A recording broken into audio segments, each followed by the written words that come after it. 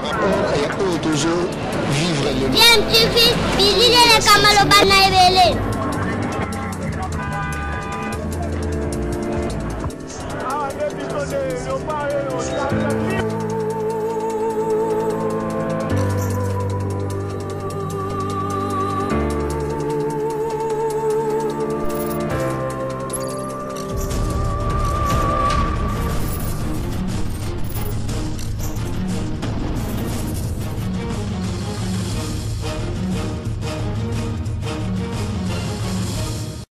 tu veux toujours un enfant. Concrètement, ils ont un peuple congolais. Mais c'était pas parce que voyager belé, mais tout le monde a payé le côté. Nous avons même biso. De Bozulu, est-ce que nous avons une guerre, les lois symétriques na partie à Istanbul Cannabis. Les abats multinationales, des barreaux basés derrière guerre wana. Et pour nous déchiffrer, pour nous koyeba banani bazali ko financer ba guerre nyonso wana tout. Pour nous koyeba banani bazali ko combattre biso. Il faut parler avec ba homologue ba pays mususu. Il faut parler avec certains pays. Qu'on se cramponner car la République démocratique du Congo té. Il y a certains problèmes qui se résoudre dans le téléphone. Et ça n'a pas de problème. Ils ont nécessité présence et à président de la République. Non. Je te donne un exemple terre à terre. Voilà. Vous avez journaliste dans le canal Kin. Vous avez la directeur si je ne me trompe pas. Bon. Bon. Nazo a rang, il y a moto à directeur. S'il y a une réunion importante, il y a un DG, il y a une chaîne. Présence et à DG voto. La présence et à directeur, on a. Ceux qui participent à la réunion, et vous avez mon côté. Déjà, vous avez influence ma casse. Que directeur, tant que directeur a mis kota, na mesa, où il a présenté DG. Tant qu'il y a le directeur, même vous avez un complexe. On a pas la parole. Mais le DG prend la parole au nom de la société. Parce qu'il sait que non, j'engage. Société, j'engage toute une société. Et c'est le cas aussi avec la République démocratique du Congo. Donc c'était important que le président de la République voyage pour dire aussi à tout ce monde-là que dans mon pays il y a la guerre. C'est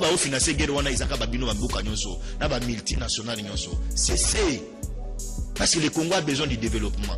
Le peuple congolais a besoin de la paix pour l'émergence. Mais si vous financez tous ces gens-là pour nous détruire, ils ont mal. Alors, Maître Bazepé, comment expliquer en plein état de siège, nous sommes toujours envahis par le M23. Dernièrement, c'était à Bukavu, en plein Bukavu, sous la place de l'indépendance, tout le monde est envahisseur. Bakoti, tout le monde est na Kolina Tchanzu, na territoire Rushuru, M23 côté Libiso. Comment expliquer en plein état de siège? De Kozolo, on a un conseil de Komboso. On a un conseil de Jean-Marc Kabound à l'Obaki. Ba pesa ba Congolais, ba liste au bazanango, il y a ba député. Il y a bandekuna biso ya est ba oyo bazali complice na guerre ya parti ya est amboka na biso. Est-ce que vous pouvez vous imaginer ndeko Zulu na Bukavu ba rebelle bazali kokota mais population azali ko betila bato wana maboko mais bango ba bato a liboso ba rebelle bakoti ba kimi mboka mais ba rebelle bakoti bazo tambola na bango des rebelles bazala ba minduki mais tala etuluku ya bato boko kanga bato wana te botie bango kati obotoli bango ba minduki ole boboma bango bomemba bango tina justice pona ba enquêter sur bango ba yeba bango na ba complice na bango mususu bazali place nini pona koyebisa na ba congolais ba complice bazali na kati ya mboka awa totika ko sécuriser bango. J'ai suivi documentaire ya Louis Michel alobi ba konzi ya République démocratique du Congo bazali na ba liste ya bato wana. Mais moi je me pose la question, jusqu'à quand? Parlons-en ba konzi la biso ba koboma ba komwa bato wana tina niveau nini? Donc bobomi ba komo na bango mais lobby matanga bato bakufi toleka na télévision toleka bato bakufi. Mais baoyo bazana ba na ba liste wana ba koboma bozo sécuriser bango. Les autorités sengeli bazala ba complicité na oyo ezali koleka na parti ya est na biso na bandeko ya est biso na Kinshasa toko le labino ebele. Mais vous aussi vous êtes complices, vous avez complice.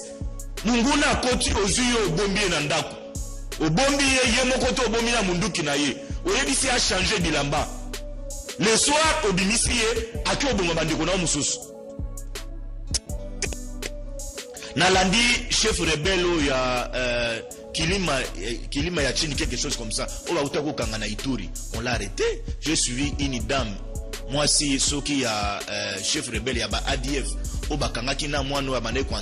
Ce sont les choses que nous voulons.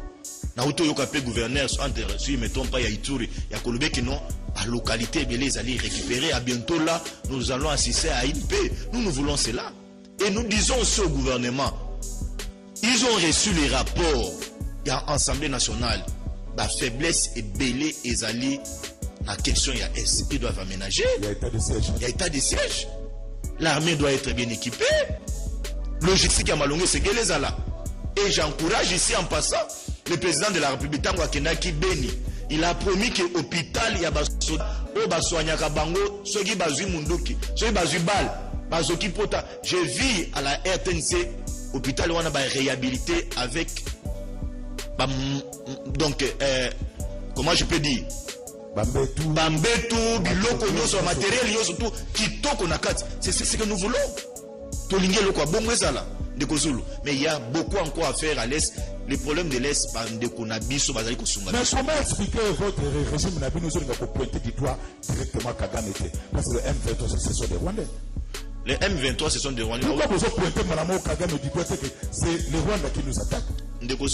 Bon, les Rwandais qui nous attaquent, j'ai suivi communiqué à Bandeko ya Rwanda, Balobino, ils ne sont pas concernés.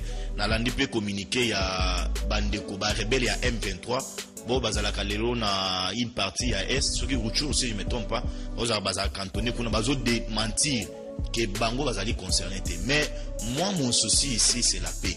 Mais il faut consacrer l'état de siège, c'est un échec. Non, l'état de siège, c'est une solution. Une solution, maître, parce au moment où nous sommes attaqués après l'état de siège. Ndeko Zulu, Oebi, c'est une guerre. Munguna tango zali ko betaye ya komitikate. C'est une guerre. Même atangana surtout na bagarre. So na monnaie qui non la lembi maintenant on l'aura qu'à moi prise de définition na bambayo. C'est comme ça avec la guerre à l'est du pays. Donc on doit dire aux autorités, c'est ngelinde soda azala bien équipé, ration na yezala, so kim na ya zozwa, akuzala ravité, akuzala na donc comment je peux dire, akuzala mais na ya malongati. Moi na ya wazo kendeke la cité. Moi si na ya zola lanzala. Tu vois comment ça peut déranger sur le plan psychologique. Alors, Maître Bazin Pembe, coordonnateur à l'échangement, c'est maintenant. AFDC allié, membre de l'INOSEC. Alors, il faut RDC qui n'a évité. Presse en ligne. RDC qui politique info plus. N'en répondre directement. Pour le bien, nous avons sacré pour nous Maître Bazin. N'attendez bien. Mais nous avons coopératé, nous avons la mais yo lobi que naza mutaino ça que pour na mettre bazar na respecter cahier des charges je te réponds directement cahier des charges il y a Canal Presse débat contradictoire mais na yo kana malam mais ba konzi ya Canal Presse ya Canal King konzi ya Canal King ba ebisa kingai ba lobi que ce qui mutaza na besoin de ça na coupe yemo l'état africain parce que la chaîne doit clair avec toi.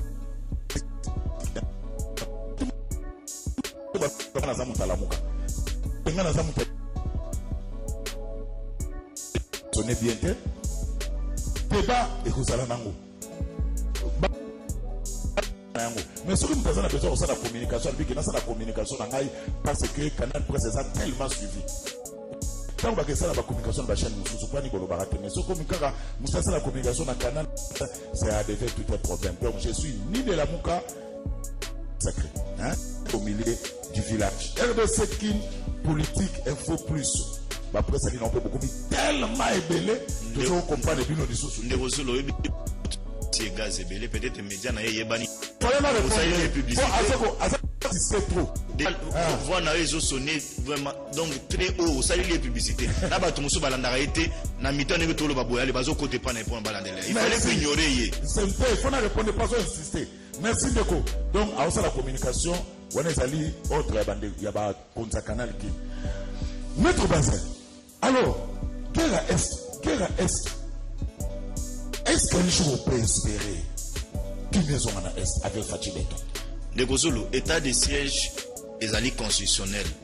à part état de siège, la constitution, ils allaient autoriser et que ceux qui, état de siège, est invité, qu'on déclenche une guerre en République démocratique du Congo contre l'envahisseur. Et donc, moi j'espère, et j'ai encore confiance, dans ma soda nabiso, dans ma pinga nabiso, parce que je connais bien volonté. Oh, bango bazana nango pona kosi sa guerre na partie ya Esamboka nabiso. Bisonde na ville à Kinshasa, tous allez pour décourager bango. La question des tueries à l'est ya mboka nabiso, et koki kozala na ba tendance ya kokesenate. Tous, la classe politique congolaise, la société civile et Sengeli, tous se liguer. Tous à la Lokomoko. Moi, je m'inquiète aujourd'hui. Je vois l'église catholique pour annoncer marche les 13. Mais nous attendons aussi l'église catholique pour annoncer marche pour nous soutenir. Basoda va faire des sénabis, on a parti à Esemboka. Et je suis confiant. On a politique. On peut tout faire. Mais la question sécurité, c'est que tous à la INI pour na partir à Mboka. Même nos frères qui sont dans la diaspora, ils sont de trop pour la instrumentalisation na bango ya mabe en ce qui concerne la question ya Esamboka na biso. Sengeli bango bayeba et que ndenge bazawana batikali ba congolais kuna bakenda na ko lo pèlerinage. Mboka na bango ezali Congo. Jo mundela ko tombuka. Ba ko tia pe bango na avion ba ozongisa bango. Mais awa biso to la na bango ata 10 20 na kati ya chambre moko. Et mundela ko nimelo ko na te. Donc congolais nyo surtout place azali. Il a intérêt d'abord mboka na ye. Ngasoko katingawa makila na uganga Congo. Et uganga France était, Belgique était, Afrique du Sud était, et uganga Congo. Donc j'ai intérêt à sécuriser le territoire national nangai. J'ai intérêt à encourager l'armée nabiso. J'ai intérêt à dire au gouvernement, les militaires, les policiers doivent se retrouver sous votre gestion binoba autorité. Alors, nous avons les camotali pour voyage parce qu'il y a beaucoup de questions sur ça. Ndeko moko na Angola kaka lobi ndeko Zulu yebisa mettre bazin papa oya voyage aka mingi contrôle yandako et chapakai ata bana balali nzala bana bazo benga bango na classe ya koyeba na ite nazo répondre na congolais wana ba congolais muso ba kolanda biso et que moi je l'ai dit au président de la République je suis congolais à voyager rapé na mbongo mpako na ngai si il s'agit ya ko voyager aucun ko représenter Congo quelle telle place faut attendre parce que ngana retirer nini droit wanate ezarande ko wanate c'est son droit aussi na lingi pe na yebisande ko wana qu'il est le président de la République démocratique du Congo.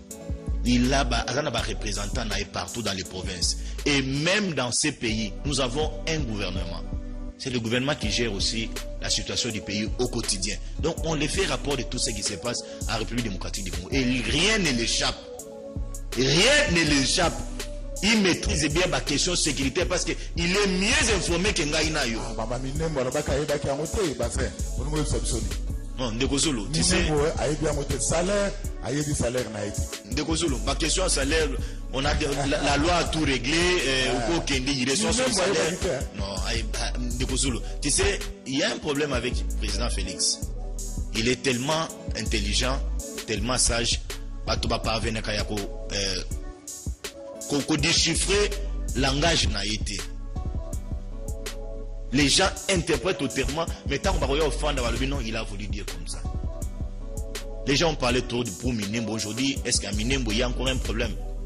Ça, c'est un problème qui appartient au passé. Alors, Maître Bazin, Pembe, parlons au gouvernement Bawario. Parce qu'il y a aussi beaucoup de critiques sur le gouvernement Bawario. Même il y a quelques ministres qui sont convaincus. Est-ce que vous avez de cet avis? Je suis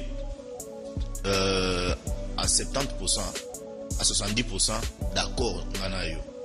Sengeli remaniement et il y a le plus vite possible pour ne pas mettre de côté le ministre Lelo Bazali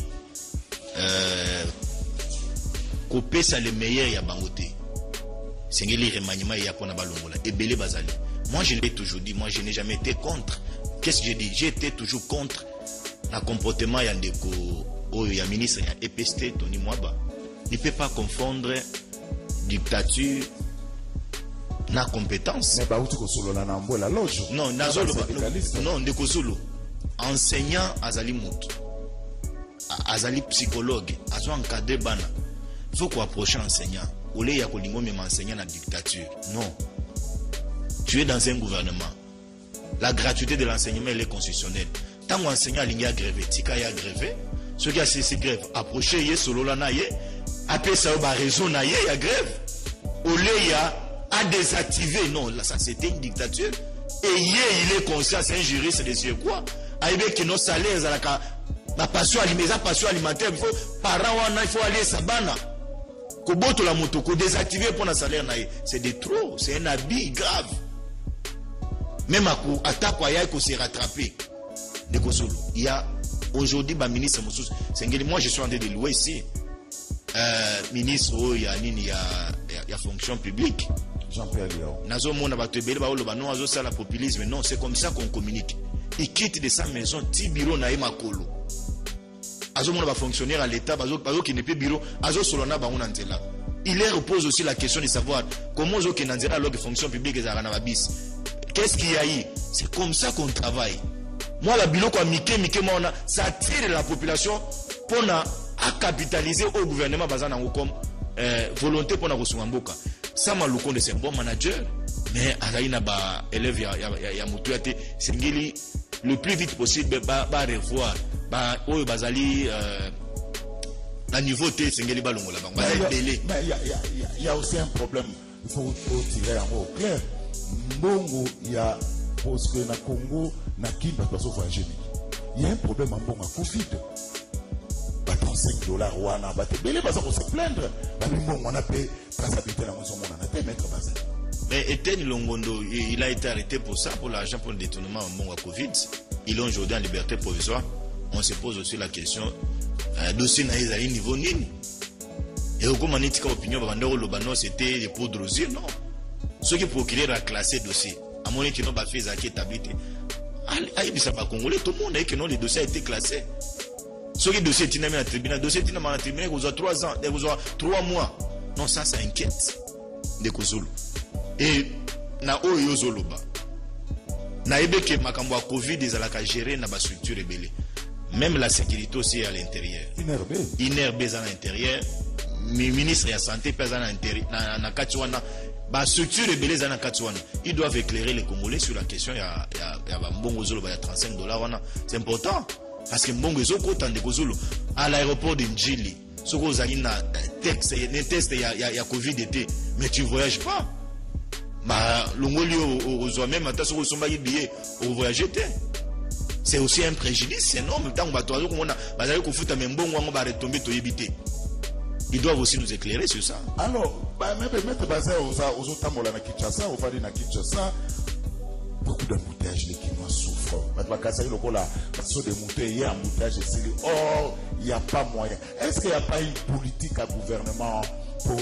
na kosala ba route secondaire de Kozolo moi je l'ai dit moi je n'ai jamais été flatteur et belé ba koloba mettre bazan déjà les listes boina non moi j'étais toujours rationnel moi je félicite aujourd'hui quand même de Congo Bila je le vois le côté Ngobila non na côté là c'est un peu fort na zone na ko encourager na ko féliciter je le vois à chaque fois azali ko visiter moi ba travaux azali ko ça sur terrain banzela azali ko ça là c'est une bonne chose mais je déplore seulement qu'à opération au balancé qui il y a zéro trou mais zéro trou en bazuka ka bakayas ba bambi ba nyati likolo ana po parce que petit kalika bonne mbule beti boye nyonso to ezongi potopoto ezongi j'ai toujours dit Ngobila s'il avait une forte pression il y a des députés provinciaux il y avait la Kinshasa il allait faire mieux tellement que Godempo il devient de plus en plus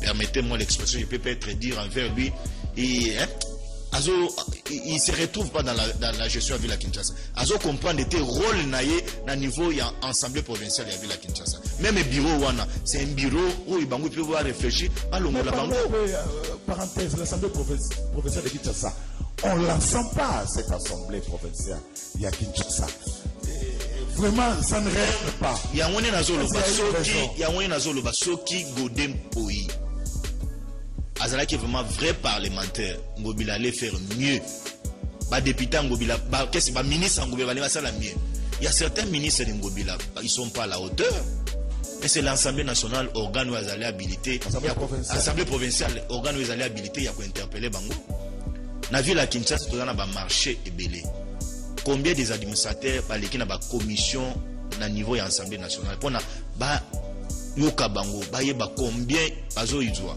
combien bazo dépenser bazana ba étalage bele combien d'étalage bazana ngo na ba billet ba tiko o ba futaka ba maman wana ba futaka bazwaka par jour combien et l'état bénéficie à combien. C'est le travail de l'Assemblée provinciale. Est-ce que bazo ça lelo zéro? Alors, balobi zéro tout. Mais moi, je donne un exemple. Sokobimi, Bokassa, Ozoya Pokota, Kabinda. Mais, ma boulou, on est à Gosakanate, qui m'a invité, coupa Rolate. N'importe qui m'a dit, Babani Moussala. Alors, zéro tout en gros. Mais, la Kinshasa, il y a toujours ma boulou, Nakata, là. On a besoin de ça, non, chaussée à Kimwenza, je suis passé hier là. On y bâtit déjà moi béton.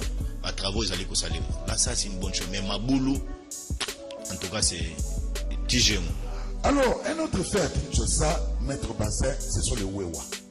Mais comment expliquer? Moi, j'ai été au Cameroun, na mona ba Wewa, nous sommes dans la plaque. Mais awa na ki, na moni Wewa mo na plaque te. Comment expliquer on n'arrive pas il y a qu'à organiser catégorie il y a ba population. De Kozulu, na lingina lancé message na yebisa secrétaire général ya IDPS parce que le nom ba Wewa. Ça fait 72 heures, nazo les canaux limités, nazo mona bache babash na limité wana so matanga so ni na habité. Bateau bazali wana, a toilette za place wana te, bazo sala ba petit besoin wapi. Bazo la libanda place wana. Je suis passé lobby place wana nazo zela transport. Moto moko azo se plaindre que awa solo amasobe comme belé. Mais ndeko ya IDPS sengeli ayebisa bande wana so matanga esili ba disposer. Allons place wana et nos frères aussi wewa. Bon, au sein de wewa il y a des intellectuels. Mais nakati ya ba wewa ba jeune lelo bazali belé. Bazo comprendre que non moto ezali unité de production te. Bazali ko comprendre le wana te. Moto azana moto akoki kotangisa mona classe. Akoki kotangisa moto à l'université. Il peut payer une maison même de $150. Mais le belé lelo bazo zo moto neti komi objet à jouer, ce n'est pas bon. Alors plaque d'immatriculation comment ba otambola ndengwa? Ils ne sont pas identifiés. Non, c'est toujours. J'ai parlé ici de Nini, ville-province à Kinshasa. Ndeko Godempoyi. Ministre Yangobila. Ceux qui m'boko, si je ne me trompe pas. Oui, à transport. Oui, à transport. Je l'ai vu dans Matongé, qui ont lancé l'opération, il y a une plaque. Moto à moto, moko à Meminga. Na tourné à cérémonie ni nezali. Abino, bayote que la biso plaque, moko $35. Tina Lelo, ça fait 6 mois. On ne voit pas clair. On ne voit pas clair. Et le Kwana, de Gozulu. C'est pourquoi on a l'Assemblée provinciale de la ville à Kinshasa n'a habité. Même à Tamokonzambo, quand il a payé sur les Kamwangote, ce qui c'est qui encore les passeurs, ils se retrouvé. Mais on peut les mettre de côté, à cause de la force en finance, à cause de la force en économie, mais peut-être ma question parlementaire, ils ont maîtrisé en côté. On doit aussi comprendre cette histoire-là. Domaine, il est intelligent, Godempoy. Mais peut-être dans l'Assemblée provinciale, ils ont les kélaye. Même le bureau na yemo bimbawana, ils ont les kélabango baza ba communauté ba feriste. C'est quoi? Un manque de volonté politique ou bien comme non, moi je comprends que il y a un manque de volonté politique parce que impulsion à volonté politique, ils ont autant l'écolo.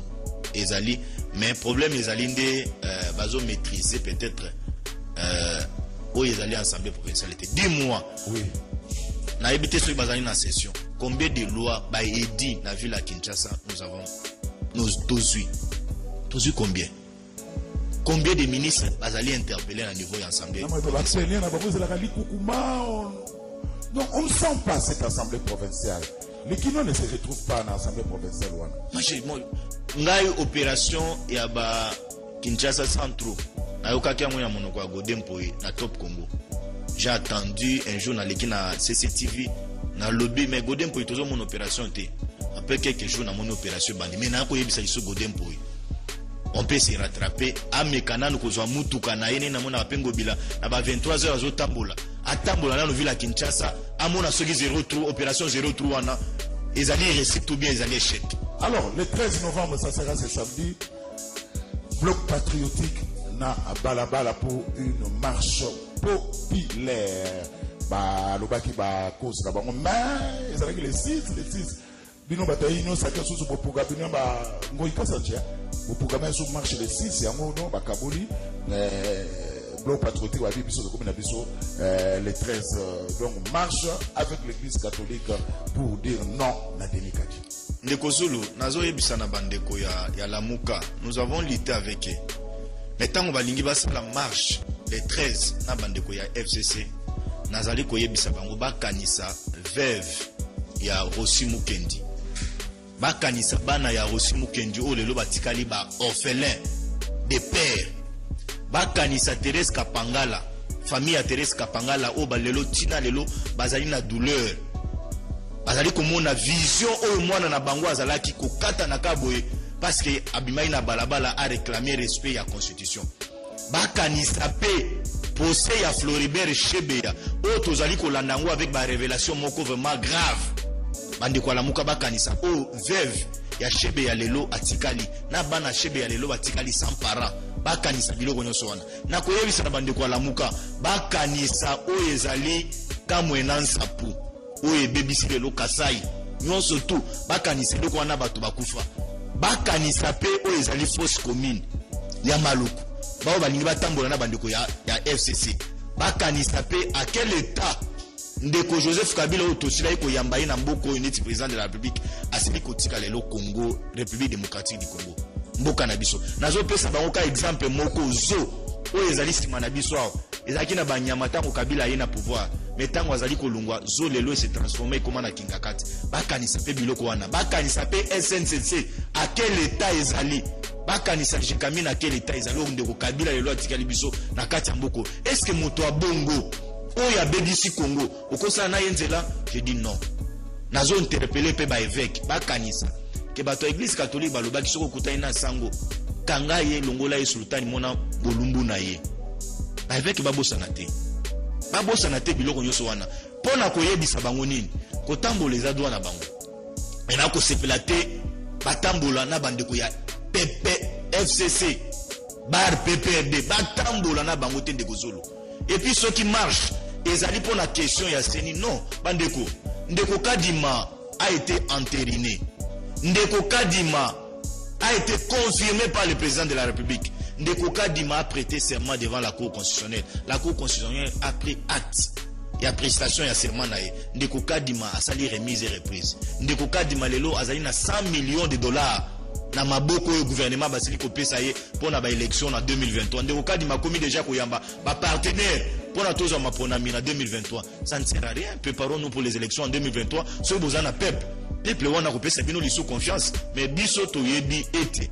Nous au sein du regroupement politique AFDCA avec moi Namboka Bahati Lukwebo to sila ko lo ba Fachi 2023 et nous sommes en train de travailler pour la réélection ya Fachi en 2023. Mais na lingi awa ndeko Zulu parce que to bande ko le voyage ya président de la République. Au bande ko luta ko lo ba 40 000 dollars. Bande ko Palu to tambola ki to zaki na bango na aéroport. Bande ko MLC to zaki na bango na aéroport. Bande ko IDPS to zaki na bango na aéroport. Bande ko AVC so ya Budimbu na mona ki pe ma imam ja bango na aéroport. Ndeko Zulu. Donc tous ces gens là bazaba congolais. On a donné l'argent à tous ces gens là. Je dis non. C'est la volonté, une expression démocratique d'encourager le président de la pays à monter animé qui biso to. UNC na ensemble pour la République ba yaki ko continuer. Moïse d'abord a eu à cette consultation à la ville à Kinshasa. Tango akio yamba bango maman wazali moto ya ensemble na assemblée provinciale na assemblée nationale questeur ayebisi alobi Moïse makamoni nozolingo sala yo obengi biso to ya na union sacrée to soutenir vision Félix Antoine Tshilombo Tshisekedi et puis ozo avion ya Lumbashi ya opana ya oyebisa biso to lo union sacrée wana lingo sekane la biso azwi avion akio mona azwi transport akio mona Bemba de là tikaki bato kuna place bando yamba bango auti pa Bemba bumba la moko abengi moto abando otambisa na avion à jet azongi Lumbashi to yoki akina poto. Donc il est en train de se jouer des gens. Bando se jouer na moto azokosa Moïse, les Congolais doivent les retenir, c'est Olivier Kamitatu. Azana orgueil moko mal placé. Yenda salé que non kuto ba négociation yo so isimbate. Azana baninga na ba négociation. Non, nous on va retourner à Lumbashi. On va retourner à Lumbashi. On nous attend déjà à l'aéroport, papa. Toujours discuter yo zaka Lumbashi. Tu es venu ici pour na kuluba makambo mboko komika Lumbashi. Olivier Kamitatu risque d'induire encore Moïse Katumbi na erreur. Alors Katumbi peut avoir une vision. À cause de la vision. Mais Olivier Kamitatu a commis une erreur ndeko Zulu. C'est qu'il va tout retenir le connaître. INC baza sincère vis-à-vis à président de la République et Tali Bango. Oh. Maître Bazin. Alors un message rapidement. Ngai Feli depuis commune à Gombe na tout soki pona nini bazo kanga kaka kabatu baza na point de vue à chef de l'état. Oh bakangi nani? Bon, c'est très important à répondre dans des coins. Rapidement pour tout souka. Liberté ezali libertinage te. Lelo bandoko boko constater loko nazoloba oyo que depuis que Ndeko Félix a eu un pouvoir, en tout cas libertinage est comme belé. Bato bazo confondre état de droit, liberté d'expression na libertinage. Et je vous dis, bato bazo kendeti au-delà ya ko s'attaquer na vie privée à chef de l'État. Tu sais que lorsque quelqu'un passe à la télé, azo le bagnon chef de l'État, azali na ba insuffisance de Gozulu. Est-ce que bande ko tozo comprendre loko dozolo ba on même atanga isoko yebisinga bongo, je ne peux pas accepter parce que j'ai fait mes études primaires, dans cette études secondaires, je suis allé à l'université. Et aujourd'hui, je suis en train d'approfondir avec la connaissance générale. Oye bisanga nazana ba insuffisance. Et moto abongo so ba kangiye, bolobio non, a fini président de la République. Merci. Non, ce n'est qu'au Congo. Jacques Ndala, Barnabé Milingano. Non, Jacques Ndala a été induit en erreur. Même à tant place Azana Boloko wana Ayebi, il a été induit en erreur. Jacques Ndala c'est un garçon intelligent. Mais il n'a pas si qu'au contrôler le langage. Moto a leisake maloba. Derrière Jacques Ndala, il y avait un avocat. Merci. Mais Jacques Ndala n'a pas contrôlé, ma propos n'a qui grave.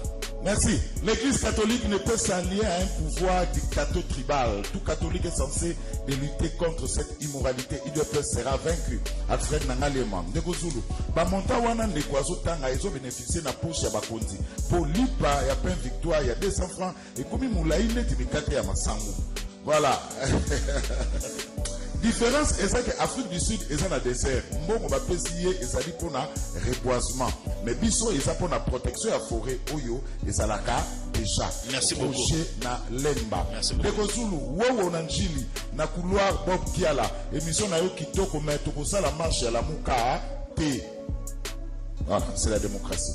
Dekozulu tout le nanga y mettre bazin. Mbongo oyo ba pesa ki zali li futi na sanza nyonso to nini. Adventiste Martin Makolo na BTA Kinkole. Abimbongo va pesa soki ya 500 millions. Ezali li futi ya sanza nyonso to nini. Baba na pesa ngo sanza nyonso. Non, wana eza mbongo ali futi ti. So kena ba négociation, bo négocier ba pesa bino quelque chose pour lutter contre ba effet néfaste ya ba climat.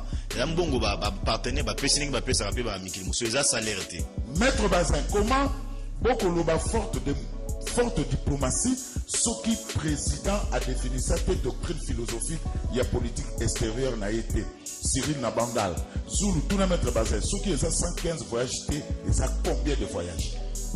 C'est une question très importante pour les Congolais. On les a droit naïe, aïeba, combien de voyages au président de la République a voyagé. Moi, j'encourage ma voyage au président de la République. Je n'ai pas intérêt de comptabiliser combien de voyages il a fait. Nous avons encouragé à voyager. Vraiment, pour le compte de la culture générale, ne commencez pas bango vrai nombre de voyages pour battre mes sous wana batika na soni. Ndeko Zulu, ndeko azali kolanda pour compte ya culture générale. Nazo senga yo kende et pas ba compagnon ba même président de la République.